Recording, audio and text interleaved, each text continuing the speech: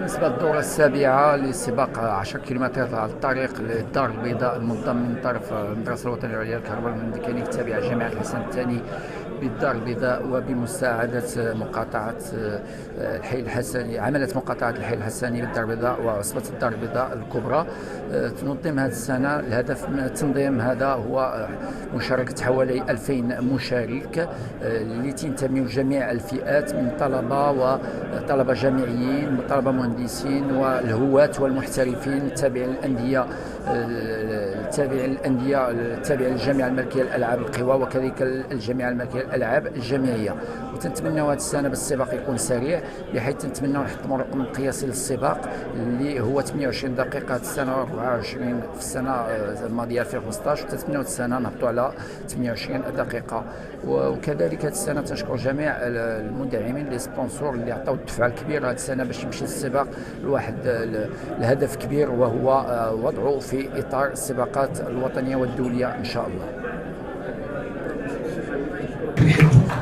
ما نساوش لجنة الشباب، اللجنة المنظمة، لجنة الطلبة، شخص كل يونس نادير، خالد بوخدير، لبنى كربيل، أمين وهاب، ورضوان. وعلى مستوى الأبطال فاللي أكدوا المشاركة بطل المغرب وصاحب الرقم القياسي الوطني في قسم ماراثون واللي حققه في 2014 عزيز حبابي كيأكد المشاركة ديالو. بطل الدورتين، الدورة الخامسة والسادسة، حسن العباسي. بطل الدورة الثالثة عبيلة الشرقاوي كيتواجد معنا هنا. تعديل بطل ديال ماراثون الدار البيضاء.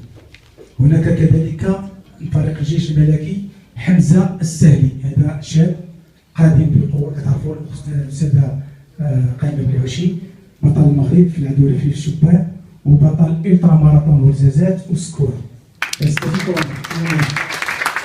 هناك من الجيش الملكي كذلك هشام بن عزيز. كاين هشام بلالي، كتعرفوا هشام بلالي معروف على الصعيد الوطني وعلى الصعيد الجامعي حتى المنتخب الجامعي. كاين جواد الجازولي ابن مدينة وزان اللي كيفوز على السباقات اللي أكد المشاركة ديالو. وعلى مستوى الإناث باش تشكي فاتحة سنة أشهر اللي حصلت على أحسن توقيت هذا العام هذه السنة في الماراثون بوهاين بالصين الشعبية، جوج سوايع 35 دقيقة و57 ثانية. بمناسبة ذكرى ميلاد ولي العهد الأمير مولاي الحسن، فاحنا كنا فرحانين بهذه المجهودات التي تبذل من طرف اللجنه المنظمه، لانه كانت هناك شهاده من طرف السيد باكو رئيس الجمعيه الدوليه للسباقات على الطريق بان المغرب وجنوب افريقيا بلدان رائدان على مستوى التنظيم. والاكيد انكم يوم الاحد الماضي تابعتوا الماراثون الدولي لمدينه اكادير الخضراء. فبمناسبه انا غادي نكون شويه جريئه، غادي نصفقوا على سي رحال اللي حاضر معنا واللي هو ايضا مدعم لهذا الحدث الرياضي.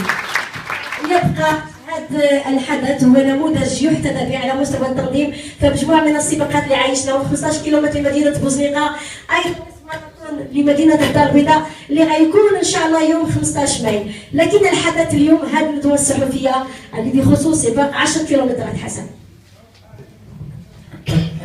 10 كيلومترات جمعيه